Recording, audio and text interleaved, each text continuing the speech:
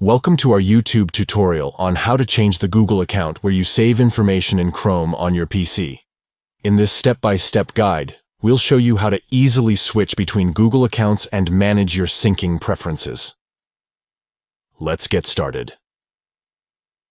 Step 1.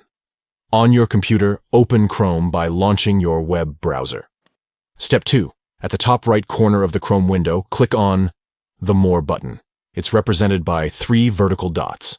Then select Settings from the drop-down menu. Step 3. At the top of the Settings page, click on You and Google.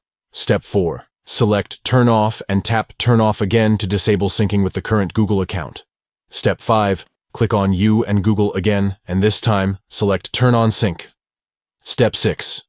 Sign into the Google account you want to sync with. Step 7.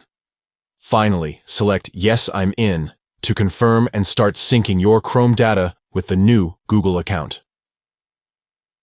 By following these simple steps, you can easily change the Google account where you save information in Chrome on your PC.